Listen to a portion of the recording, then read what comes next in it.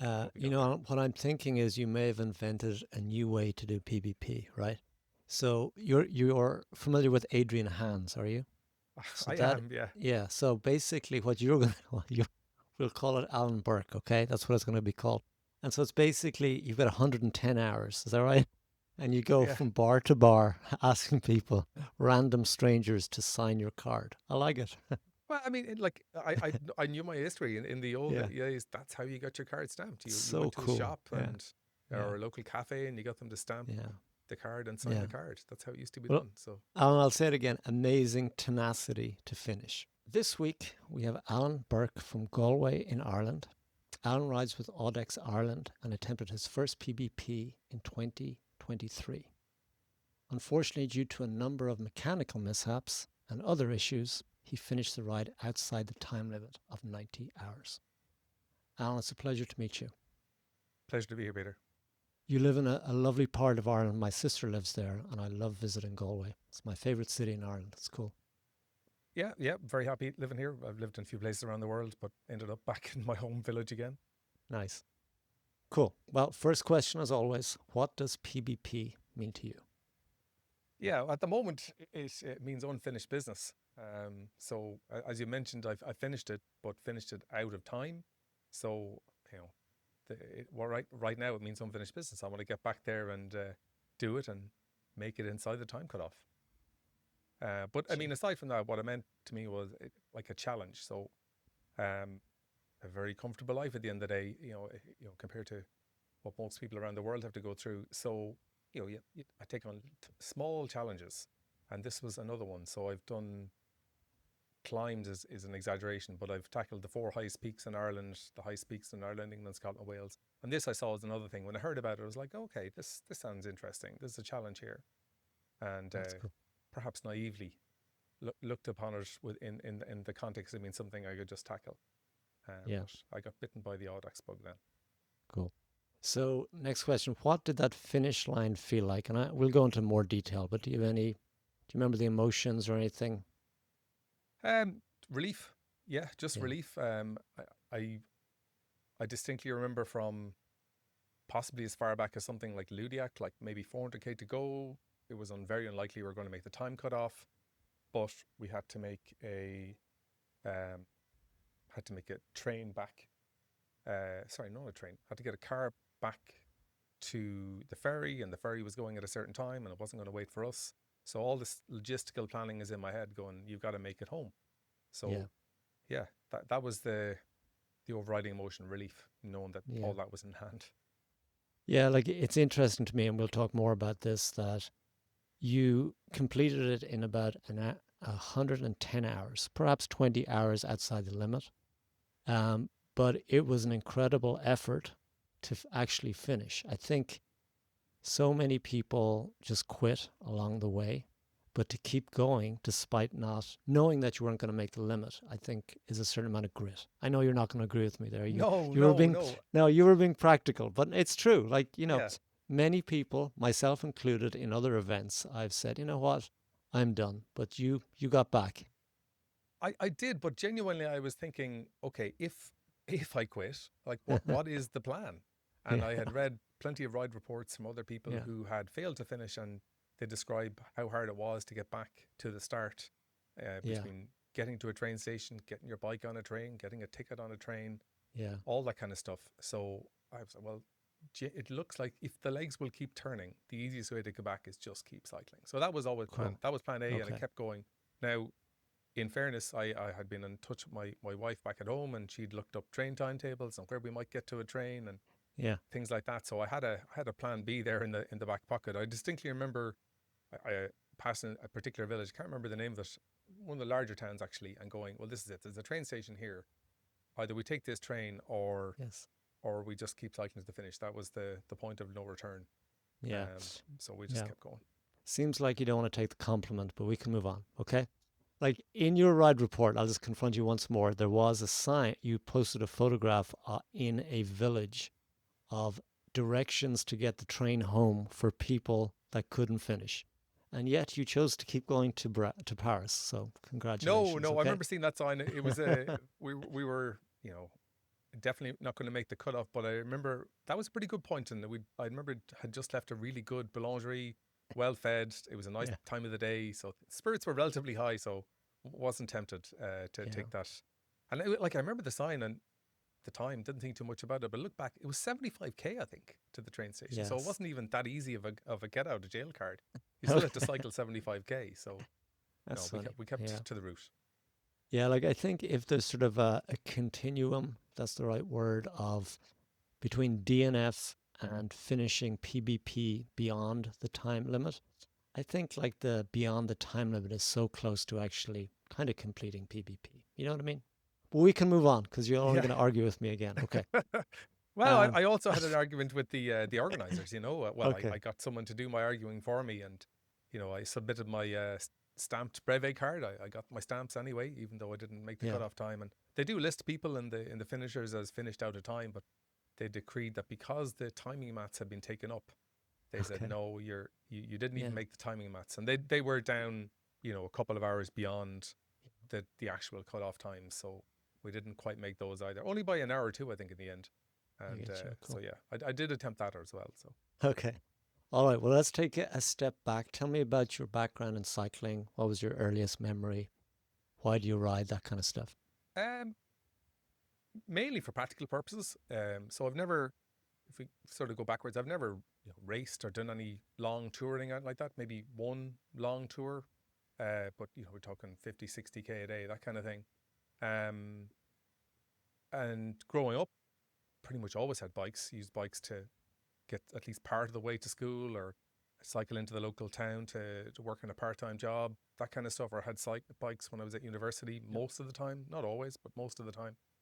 Um, so that was the main. I never saw myself as a competitive or long distance cyclist or anything like that. I did a Yeah. lot of running. I'm still heavily involved in the local athletics club. Don't do quite as much running as I used to, but that was probably my main sport as an adult. Yeah. And cycling was just something else I did, and eventually fell into the world of longer distance cycling.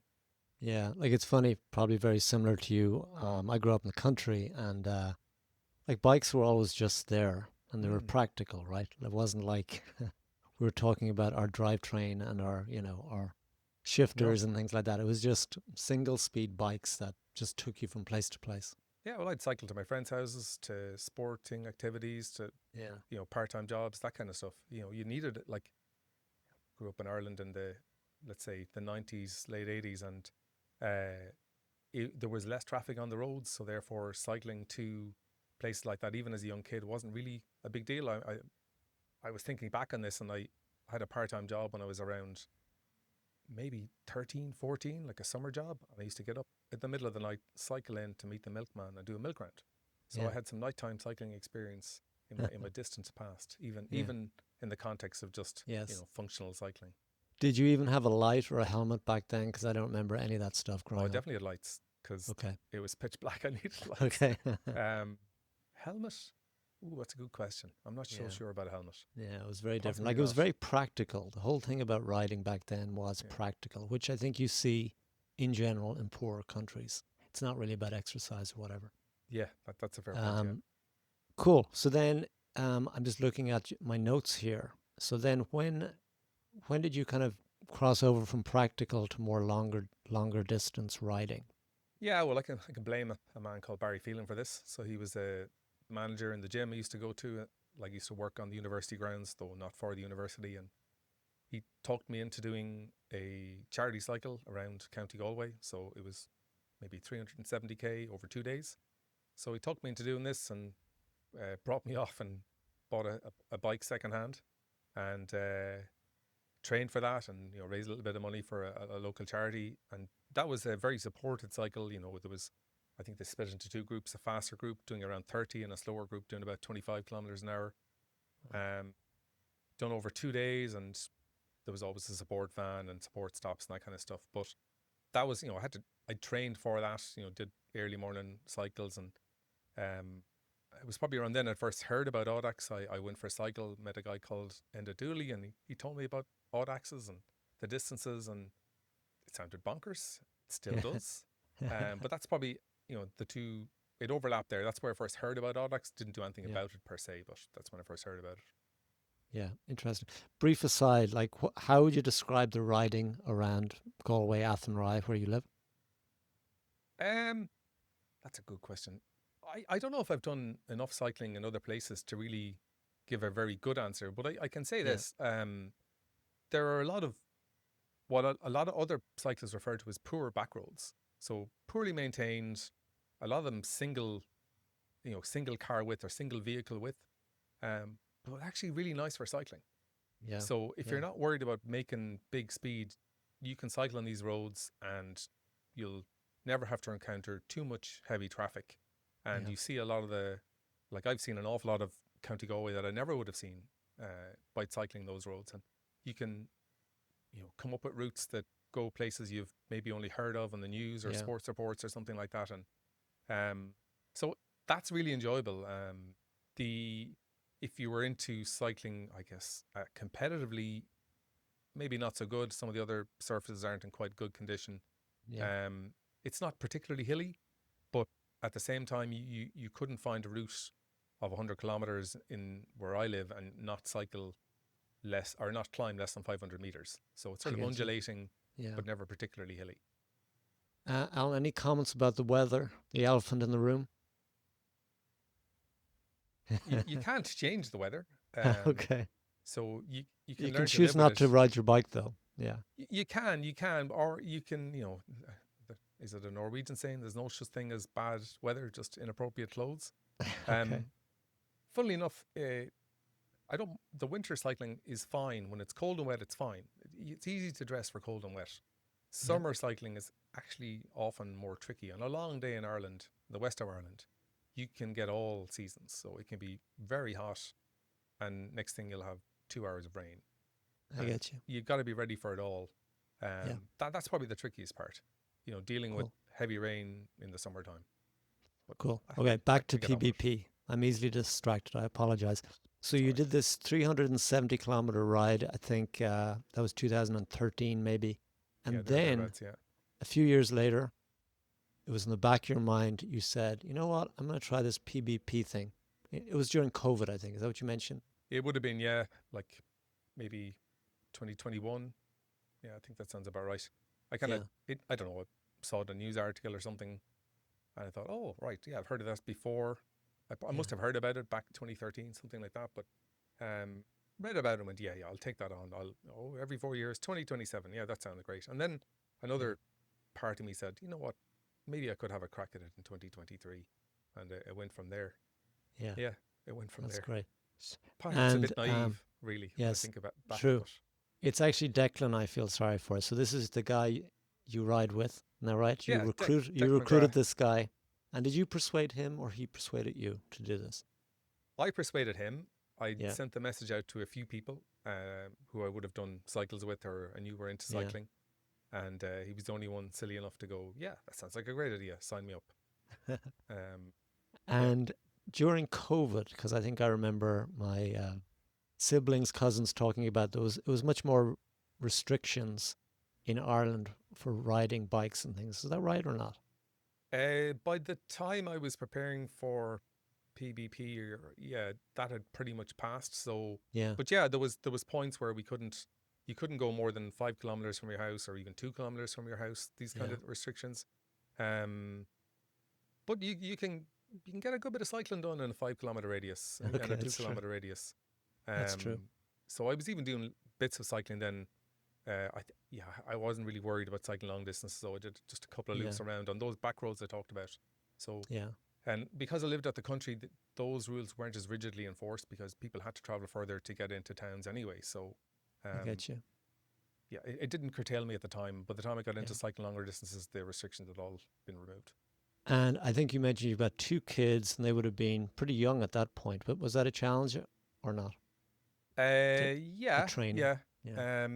You work around it. So I generally do most of my cycling early Saturday mornings, like really early, like by my terms anyway, getting up at say 5:36, getting a couple of hours in, back Yeah. for 9 or 10, and they need to be brought to places or you Yeah. just hang out with them at the weekends, that kind of stuff. Um, but yeah, they were a bit younger. Um, funnily enough, I didn't really think much about it at the time, but I used to cycle about 10k every morning, 5k down to the school and 5k home again with a big cargo bike. Oh, that's great. I had them in the front, or I had one being towed along at the back, and Yeah. I'd bring their bikes back home. And that I didn't really think about it as a lot of training, but it adds up. And I didn't really Definitely. appreciate that it was actually good training. I didn't, I wouldn't have counted it if I was counting my mileage, Yeah. let's say, but it definitely did help. You weren't tempted to bring the cargo bike then? No. No, although I've Okay. seen some of the other bicycle style devices at PBP. Cargo get bike you. would have been more Nice. appropriate than some of the things I've seen. Yeah. So then tell me about the qualification, Audax Ireland. Like, what's the whole culture there? You're obviously in Galway.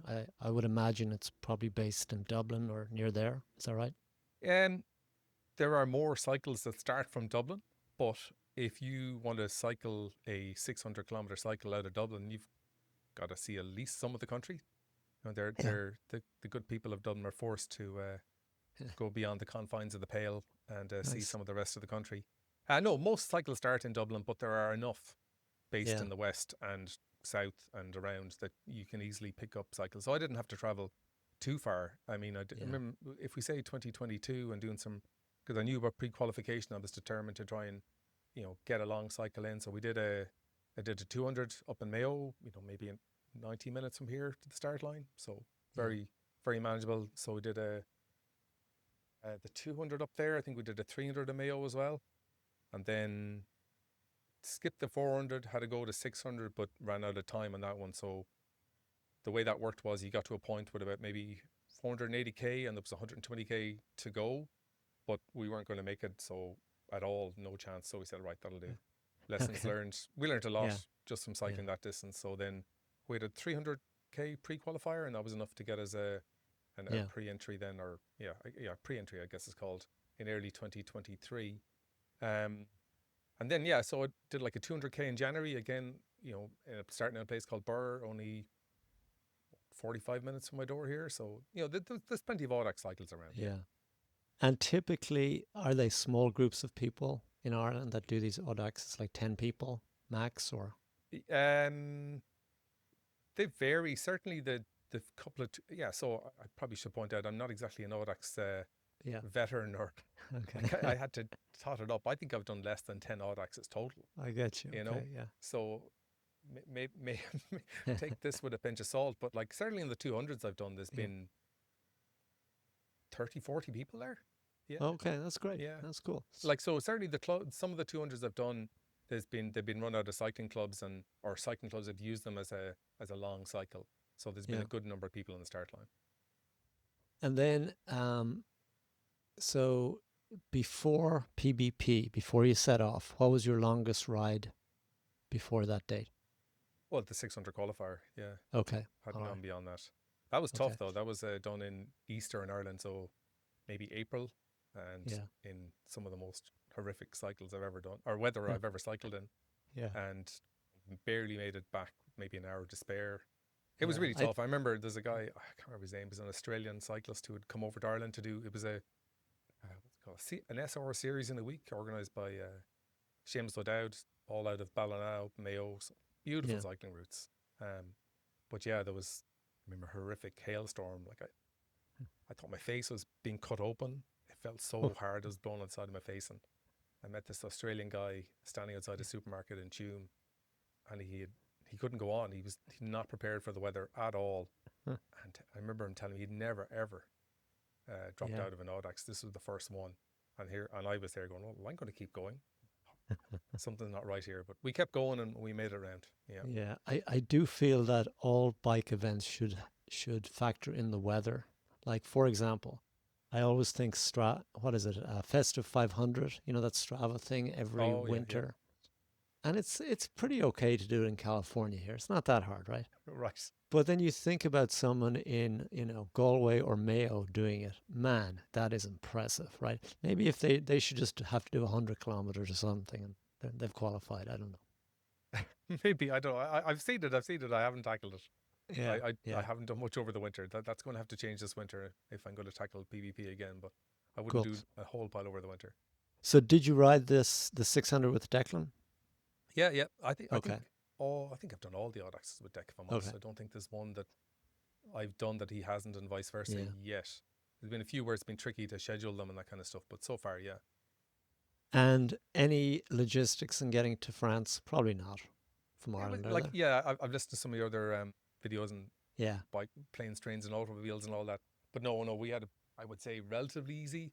You know, Yeah. there's regular ferry services, and the one we got was the PBP ferry. There was another maybe 30 people going over to do Yeah. Paris, Brest Paris, and yeah, so you just drive down to the ferry. It's an overnight ferry. It's very comfortable. Sleep there, Nice. get off the That's boat in great. France, and off you go. Yeah. That's cool. So then the plan was to ride with Declan, but I'm sure you knew some other people as well. Any thoughts about riding with others or not really? No one talked about it. Um. So the plan was to ride with Deck. We'd done all of our qualifiers together, so there wasn't really any other plan. If there was people there that we knew, we would sort of let people do their own thing. Yeah. It's very easy to get caught up and push yourself a bit too hard. Like we're at the time at least definitely slower. So it was easy to sort of fall in with a faster bunch and then pay for it later. So we kind Yeah. of the way it goes, you're going to meet people along the way and say hello to them and that kind of stuff. But we never really thought about cycling with, Yeah. wait for other people or anything like that. How did you feel at the start? Were you nervous? Oh yeah, of Okay. course. Like Like, surprisingly nervous or just that you were expecting to be nervous? oh no, I knew you'd be nervous. Like, Yeah. you should be. Like I You personally know, remember, I don't have many feelings, but I personally remember like the day, 2 days before thinking, wow, I feel really nervous. I'm not sure why, but it definitely in the back of your mind, you've been thinking about this for so long. It's pretty incredible. yeah, yeah. There's a number of reasons. Like, I mean, Yeah. one is you've spent so long preparing for it, and it can go wrong in a heartbeat. You miss a corner, hit the curb, and Yeah. next thing you know, you wake up in A&E. You know, Yeah. or it can go really well. I mean, I was definitely expecting to be nervous. That didn't surprise me at all. But there was a anticipation and excitement too, and they were the overwhelming emotions. Yeah. I Um, get you. yeah, and like it was beautiful weather, beautiful evening, and like it, you know, getting to ride your bike for 4 days solid. Exactly. That's great. That's great, no matter what the Yeah. circumstances are. And, it always fascinates me when, you know, you ride with other people. Did you and Declan talk a lot about, okay, if one of us can't make it, you go on? Like, was there any kind of pre-ride discussion about strategy at all? Not a whole pile. No, Yeah, like we'd done most of with like all the other Audaxes, and yeah, um, I I think the only difference was as long as we were both able to get home somehow, I think that would be it. Um, but yeah, no, we were. I was definitely going to wait for each other, and unless I don't know, very severe. Yeah, and even in the scenario of a very severe, let's say, medical issue, I think. Well, I mean, I think I'd like to think I'd help out. Maybe he might feel different. I maybe. don't know. 5 kilometers from the finish, huh? Not so sure. I'll come back for you. Okay, well, maybe you want to just talk about the ride itself, because again, you have an excellent ride report, and there's a lot of drama in there. And I know it started very well. Am I correct in saying that? Oh yeah, beautiful. It was a fantastic summer's evening, and we stayed out of trouble in that we didn't get caught up in any big groups or any big spills or anything like that. And I remember the first maybe 50, 60K was really quiet. There wasn't much chat in the groups. Like we stayed out of groups initially, the first 50, maybe 30, 40K. And Yeah, then, okay, now we feel a bit more comfortable. Start sitting in groups and, try to let them set the pace or whatever. And it took a long time before chat started, I felt. Because I remember I started chatting to the guy cycling along beside me, and I nearly knocked him off the bike with fright. It had been so quiet for so long. Um, but yeah, so that went really well. It was just really nice roads. Yeah, it yeah, was living up to the billing, let's say, at this stage. yeah. And did it feel dangerous in the beginning? Because I think you mentioned that you definitely tried to avoid other people, you didn't have great experience riding in large groups, etc. Yeah, I still don't. I've done a little bit more since, I guess. Yeah. I think when you read ride reports and you hear of people having a crash within 10 kilometers of the start line, you think, well, I do not want that to be me, you know. Completely. But you know, you read a bit more and you realize, well, actually, that's predominantly people going for a time, and Yeah. they're, you know, trying to stay in the big peloton at the start, and that's mainly where it happens. It's not much of an issue further back, from Yeah. what I can tell. But Yeah. look, if you're in any kind of a peloton and you lose concentration, or somebody else falls asleep on the bike, there can be disastrous consequences. It was just that kind of stuff. Very conscious Yes. of avoiding that. So then, Alan, when did the wheels, literally come off the vehicle or Yes. whatever you want to call it? When did So that deck, start? I think we'd maybe 200k done. Deck Yeah. had a puncture. Give me a shout. So we pulled in, found a spot beside the road, started Yeah. working on trying to sort out the puncture. So far so good. Head torches on, and try to.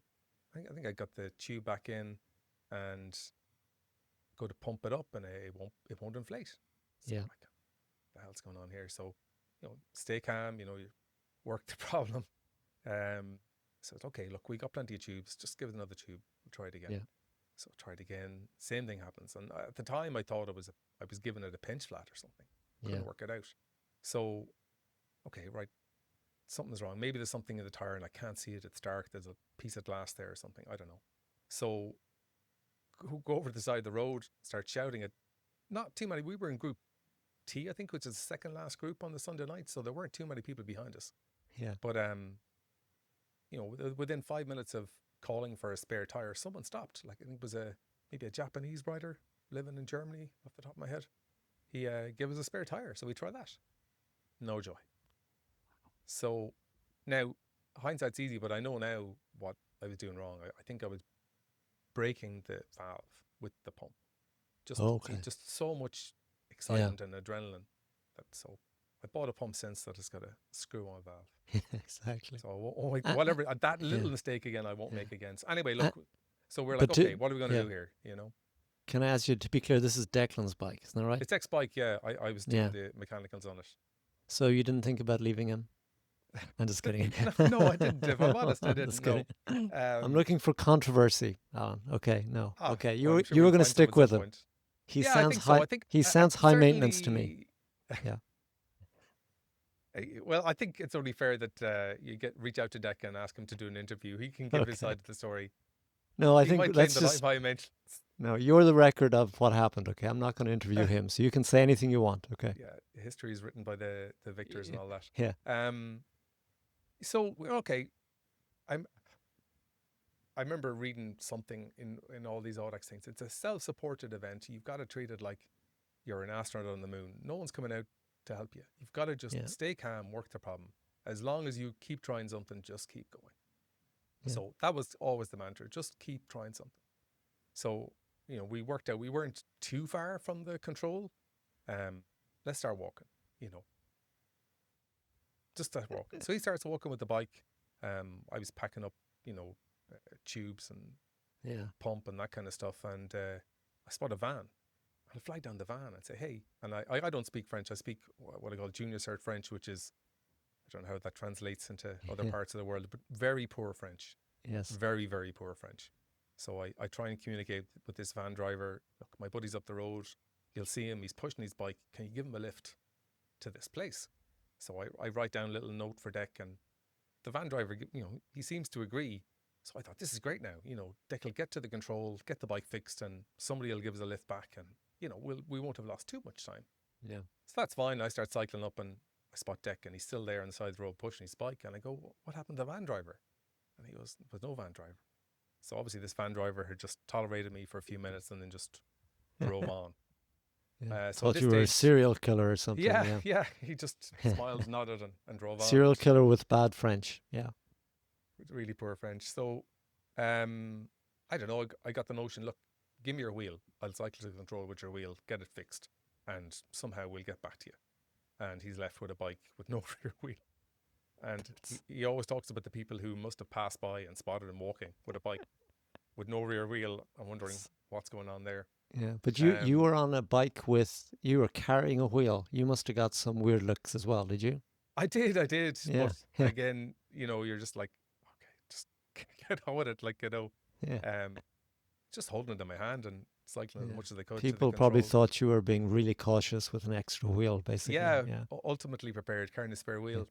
yeah, Um, so yeah, I got to the control and handed it to the mechanic and said, "Can you please sort that out?" And he started doing his business, found some of the volunteers, and we're very much at the back of the pack now. This is it Villan La Joule? I think it's Villan La Joule, yeah. yeah, And it's pretty much emptied out. So there's plenty of people there who have a discussion as to what they're going to do to help. And eventually one guy goes, "Look, I'll cycle back with the wheel.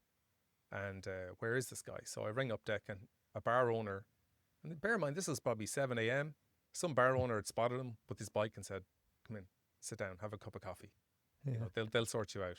And he yeah, was right. So the guys drove back, met Deck in at the bar. He got his wheel back on and cycled on to Villan, where I don't know, I'd done my eating and got my card yeah. stamped and that kind of stuff. So yeah, S- bit of So, adventure. yeah, so at this point, I think you lost maybe quite a few hours, maybe 3 or 4. But Definitely 3 or 4, and you lose. yeah, It's what you lose more when I look back on it. Isn't really the time is bad. It's the momentum. oh, You just completely, yeah, it's all gone. You know. yeah. So were you very anxious once you got going again? Like you really felt under the gun or not? Yes, but in the sense that as long as you keep moving forward, you've got a chance. Yeah, And the other side of it was I didn't come all this way just to stop that soon. So yeah, I think there was a part of me going, "Well, just cycle and see what happens." yeah. So yeah, we we cycled and we kept catching people who were Nice. yeah, that definitely helps. When you're catching people on the road, your spirits pick up all the time. We'd see someone in the distance and go, right, let's chase them Yeah, down, sit in behind them for a few minutes, go again, do the same thing again. So yeah. yeah, And I think I read you got to Brest in 40 hours. Is that correct? we did. Yeah, we made the time That's cutoffs all the that's way through. amazing. Actually, yeah, That's amazing, isn't it? After it like would have been that. more amazing if I had some sleep as well. But no, yeah, it was. If we got to Brest in Well, 40 then hours, how yeah, much sleep did you get then to Brest, do you think? we took some sleep in. It's not a control. It's in between. I think Ludiac and Carhay, maybe St Yeah, Nicholas, maybe. And yeah. yeah, maybe slept there for like an hour and a half, 90 That's minutes, no more than amazing. that, I think. Um, Like it really sounds like you and Declan were very like calm and you didn't stress out too much. You just kept moving forward. Is that accurate? you could look at it like that. I mean, I actually, I don't know how much different we would have been even if it hadn't happened. We were very much, we knew we'd be under the cosh to make the time limit anyway. Yeah, To yeah, make it, we'd only done 1 600, barely yeah, made it in 40 hours. This was the same objective, you know, yeah. 600K, 40 hours. So I think it would have been a similar attitude, I guess, but you're out riding your bike, you're having fun. It's not Yeah. that much of anxiety Yeah. either at the same time. What's incredible to me, Alan, is so you obviously were quite helpful to Declan, right? Okay. Absolutely. Okay. But then you started getting problems. Am I correct in saying that? You had some derailleur issues. Is that correct? Yeah, there were niggles, I'd say you'd call them. Okay. It just Yeah. wasn't it wasn't shifting as smoothly as it would you'd like it to do. Yeah. Nothing that was going to stop me cycling or anything like that. Just annoyance, like Yeah. grit in the bottom of your shoe. Um, and yeah, at one point maybe in Carhay, I asked the mechanic to have a look, and I think he just indexed them a little bit, but then few k out the road, Yeah. obviously the cable was fraying. So, but look, I was able to change them. Yeah. I had enough gears, so it wasn't really That's cool. that big of a problem. Just a I little bit of think grit Declan on the shoe. described your bike as possibly the worst bike in all of PBP. Is that correct? Well, he's right, I think. Yeah. Really? So, like, it's a, I don't know. I remember I bought it secondhand in 2014. It was an old Yeah. bike then, but in some ways, it's not about how old it is or how fancy it is, how well maintained it is. Yeah. So my Exactly. brother-in-law is a proper bike mechanic. Yeah. Um, he works for himself, Bike Man Joe, and he has done a lot of work with Team Ireland. He's been to the World Championships. Oh, that's great. He's dealing with machines a lot more complex than mine. Okay. And I think he only works on my bike out of sympathy or something like, or Yeah. family obligation. So in terms of, it's not a fancy bike. It's, aluminium frame, really old carbon fork, but Yeah, I get you it ran like a dream apart from those very minor issues. Yeah. completely. Yeah. So then maybe describe the return back from Brest. Things start getting stressful. Yeah. So like, you read your route profiles and all that kind of stuff, but the section from Brest back to I think it's Carhay is just, that's a hard section. Or Yeah. I mean, I know the route changes slightly every time, but I found that extremely difficult. It was just, climbs that, and we were doing it in pretty much the hottest part of the whole trip as well. Yeah.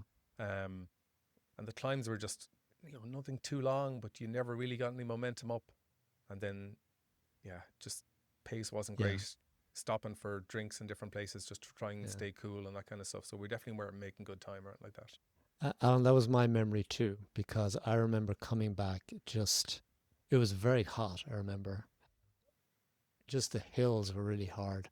I remember pulling over into a graveyard and just sitting there because my feet were so kind of swollen or something. And luckily I managed to keep going, but I just remember how tough that section was. Yeah, it really was. I mean, I do like cycling in the heat. I'm not particularly well prepared for it, but Yeah. um, I like it and enjoy it. But yeah, certainly weren't in a scenario where we needed to keep pace. It wasn't very Yeah. conducive to that. So then when did things start like getting under pressure in terms of time? Um, we were out of time when we hit Carhay, I think, but not by Okay. much. Maybe only an hour. Um, and I knew that, Paul O'Donoghue, who we've spoken to before, just keep moving. Don't let them take your Yeah. card from you. Get your card Okay. stamped. If they don't stamp it, just keep your card and keep going. You know. So I was very conscious of that, but there never was any problems at any of the controls. They just stamped, move on. Yeah. They Yeah. were very much more encouraging than perhaps I might have thought.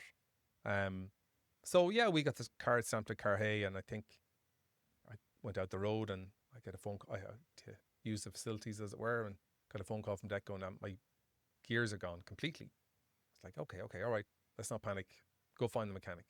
Yeah. So he went back to find the mechanic, and I cycled back in, and we arrive at the mechanic's stall, and he's packing up because time's gone. We're the last people there, and he had to be convinced to take a look at Deck's bike, and he said, "No, I'll do it, but you got to come to my shop." So we're like, "Oh yeah, okay, fair enough." So his shop was really close, within maybe Yeah. a kilometer from the control, so that was great. And I remember there was two other guys there, and they're like, it kind of put our predicament into perspective. They had two velomobiles, and one of them had been told, you can't continue, you've got heat stroke. Oh So his wow. colleague had said, no, look, I'll stay with you and Yeah. try and sort this out. So they were storing their bikes at the bike shop, and they had to go off and get accommodation Tell. and trains home. So Yeah. it kind of put it in perspective. While we weren't making time, at least we were still going. So yeah, the mechanic did his magic, got Dick's gears working again, and we were back out on the road. And it was cooler now. This is nighttime, so ironically, we're going a bit faster. Um, but then yeah, we take this climb up a hill, and I'm not joking. We actually took actual roadblock at the top of the hill, and you're like, what's going on here? So, and we weren't alone. There was a bunch of maybe 10 people with us who had Yeah. followed us up the hill, and pull out up to then I hadn't been navigating with a bike computer, just using the signs because they're everywhere and you can't miss them, supposedly. Yeah. So it turns out we had missed one at the bottom of the climb, and I looked at, trying to see, Oh like, no. can we get back onto the course anyway without, Yeah. I was like, no, you got to go back down, rejoin the route, keep going again. So that again, it's momentum. Time was bad, Yeah. but momentum Yeah. really being sapped. That's So we got as hard. far as the next. There wasn't a control. I think it had a sleep stop somewhere, and yeah, I was like, no, I needed to sleep. I needed an hour or two. The dormitory was full, so just slept on the floor, and that wasn't great. Got maybe an hour of sleep there. Woke up, saw Deck was awake. I was right. Look, no point lying down here, just staring at the scene. Just get on the bikes, keep going. So we kept going to Ludiac, and yeah, the control was closing up at this point, but they still had food, they still had hot Yeah. showers, they still had beds. Um, Timing so he said, mats. say it again. Do they have timing mats? They were still there. Oh, yeah, they were. They were Okay, still okay. there. Yeah, yeah. That's the Still in key Ludiac. ingredient, it seems. Okay, They were right. still stamping and there was still timing Okay. mats. Yeah. Yeah. So when we came out of Ludiac, there was a lot less activity. People had moved Mm. on. We'd slept for maybe, I don't know, 3 hours or so, and got back on the bike. Yeah, definitely had a low point at that point. I was like, I'd done the maths. I was like, there's no way we're making it back, Yeah. no matter what. Like, no matter how well we go, we're not going to make the time cut off. So I remember, yeah, I called my wife to say, right, what do we do here? And yeah, that was an emotional moment. But yeah, she was great. She looked up, options for Yeah. trains and hotels and that kind of stuff. So, we had like plan A was just keep cycling. Plan B was, well, here's where you could get a train. Here's where you Yeah. could stay, that kind of stuff. So, we kept moving. And I remember chatting to this guy who was in our group, T. We bumped into him on the road. We chatted to him at the start line. And he was like, I don't know, we'll still make it back. And I was going, that can't be right. You've done the maths wrong there. There's no way Yeah. we're going to make it. And he was insistent. And I was like, well, okay, maybe he's right. So we'll Yeah. just keep, maybe we haven't done the maths right. Yeah. So yeah, we keep It's cycling. yeah, it is funny at that time, like math seems very malleable. That's the term. You're not 100% sure how it works at that point. So maybe No, there is a chance. Yeah. there's a chance, yeah, like Yeah. maybe we're the That's ones who are cool. wrong. So yeah, we Cool. kept cycling. And then I think we got in, yeah, did controls as a Tintiniac were still open, still loads of people there, loads of people who were bailing and getting a Yeah. lift back and that kind of stuff. And that's hard because you're like, maybe that's the right thing to do. There's people there to help you, as Yeah. opposed to, maybe having to stop in a village in the middle of nowhere where there isn't any assistance. So, Yeah. but, foolish or not, we just kept going um, until we got to, let's see now, Fougère. And the timing mats are still there and the controls are still there. And we will sleep for a few hours of Fougère. That was the plan. But they were Yeah. like, no, you won't. We're closing up here. So you can't sleep here. So, a few more people were in the same predicament. We like Yeah. the best thing about this, we weren't alone. There was plenty of other cyclists there. Yeah. Obviously not huge crowds, but there were other cyclists. And we said, all right, okay, we'll just have to get a hotel because sleeping on the side of the road for a longer sleep isn't really going to work. It's okay for a short cat nap, but we needed a few hours sleep. So we got a hotel. It was fine. Slept there, got up in the morning and went, okay, right, let's see what happens. So yeah, we kept cycling, and it was only when we got to maybe, I don't know, what's the next control after Fougère? I don't remember. Villan-le-Joul. Yeah, Yeah. that's when the Then- timing mats were gone. The Okay. control stamps were Yeah. gone. Very few people around. So I remember, just walking around and just knew I'd get somebody to stamp my card. Somebody, anybody. So we found someone in the town hall who stamped the card. I love it, man. Yeah. Got some food there and kept going. Yeah, That's just kept great. going. Just keep going. I don't want to miss the local drunk. Was the local drunk there, or he's later in the story? The local drunk was in slightly later on. Okay. Let me think. Yeah, we kept going. Got to Mortain, I think. Yeah, 120 to go, and that one there's nothing there. You get to control. It's really closed up now.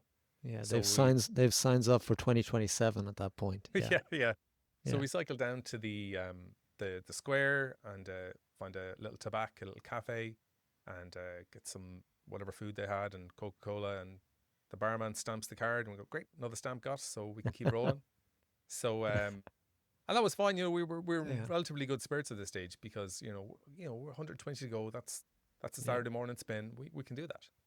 So we kept going, and I think at a low moment after that, maybe the Coca-Cola ran out, Yeah. and I think it's Cenotes is the name of the town. So we Yeah. had to try and find some food and get to a little supermarket, mini market, and buy whatever food I can eat. Biscuits mainly. There was no bananas left or anything like that. And the local drunk decides to engage me in conversation, which ordinarily Yeah. would have been great fun. Yeah, It's exactly. part of the colour, Yeah. but I was so Yeah. tired Yeah.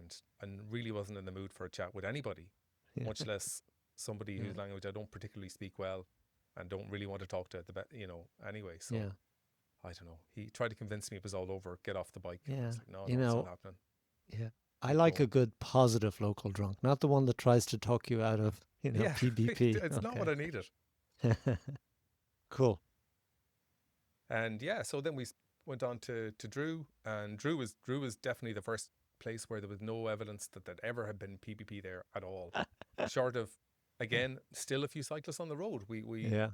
We had God, I swapped love it. places with a guy called Bob. I haven't been able to find him since, but Yeah. an American rider, he maybe done 5 PBPs, Yeah. Well, maybe and he'll see this. You never know. maybe yeah, Yeah. he um he was struggling a bit at Drew, and we were chatting to a local who was like, what's going on here, and he was collecting his son from, I think it was a sandwich bar, maybe a Subway, something like that. Yeah. And so we told him the story, and it was, I'll get my son to stamp your card. Because we were thinking, okay, we'll go up and trying to find a bar that's open. So he goes Yeah. in, knocks on the door, his son is Yeah. brought out, you need to come out and stamp these guys' cards. So Yeah. he stamped our cards, myself and Deck and Bob. And Bob Yeah. stayed with us then for the last spin home for the last 30K. And that was good because, he'd stories about cycling PBP, and I think Yeah. as far back as the 80s, certainly the 90s. Wow. Yeah, that was really good. So, kept going, and then, till about 10K to go or so. And then suddenly I was expecting to be hit by a run of adrenaline, and it was the opposite. Yeah. The adrenaline ran out, and it was a really Completely. slow last 10K home. Yeah. Really slow and painful. But we You got there. know, what I'm thinking is you may have invented a new way to do PBP, right? So you're familiar with Adrian Hans, are you?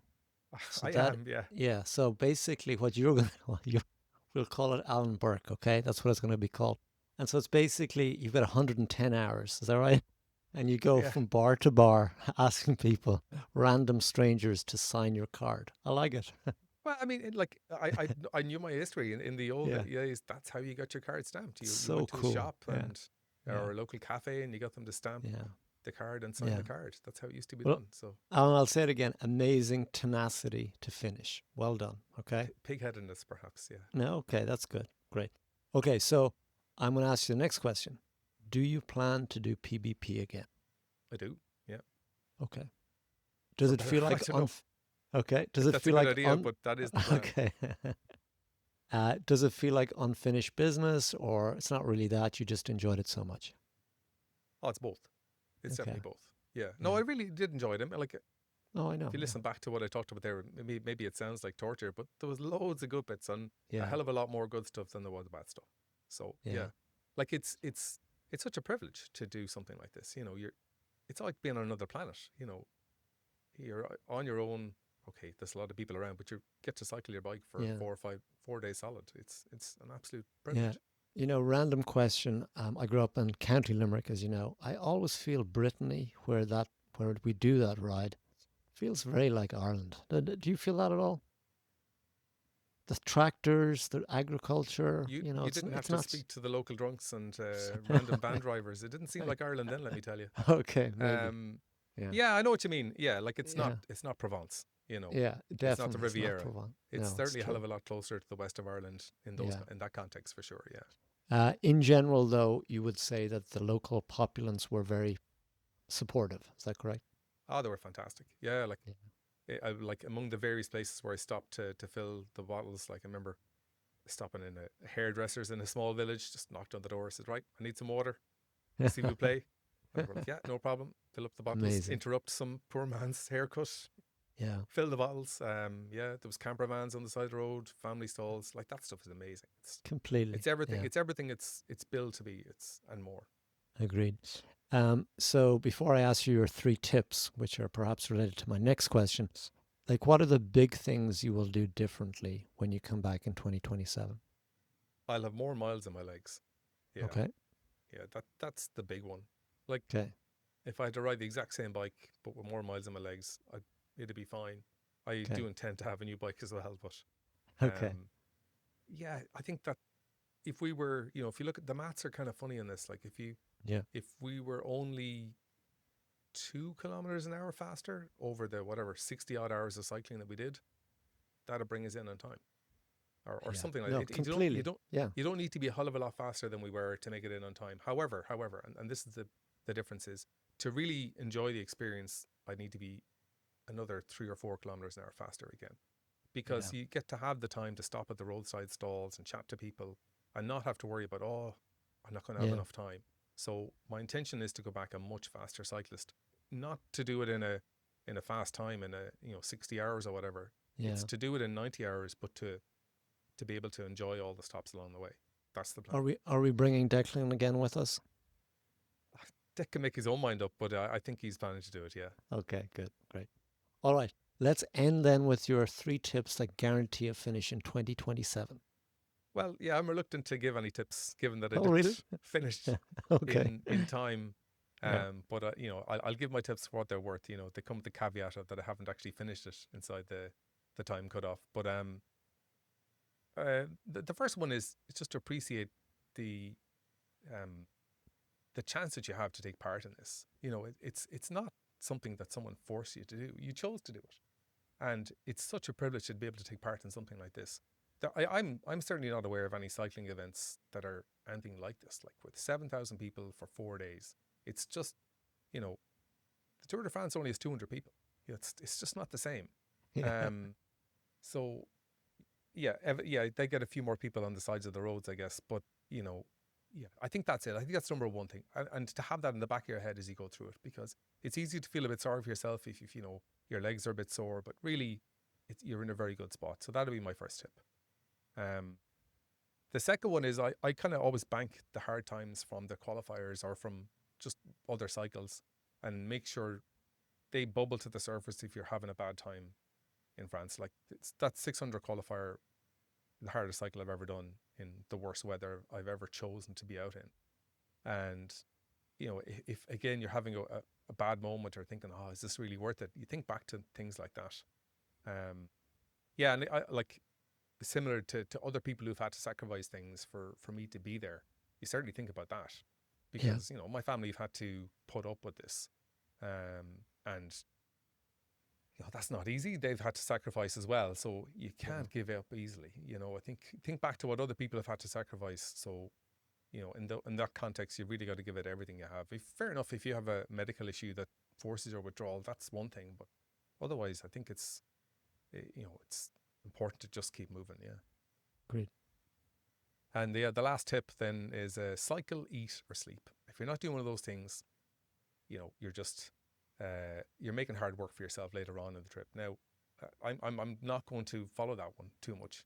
I intend to be faster, to have the opportunity to speak to people, to stop at the roadside stalls, but mainly I'll be stopping to eat and stopping to sleep. But yeah, Cool. I think certainly for the first 600k, that's probably a thing to think about. You know, really try and bank some time to enjoy the spin home then. Alan, 3 great tips. Thank you very much. Pleasure to meet you. Maybe I'll see you in Galway one of these days, but definitely 2027. Okay. All going well. All going well. Okay. Talk soon. Bye bye. Thanks a million, Peter. Bye bye.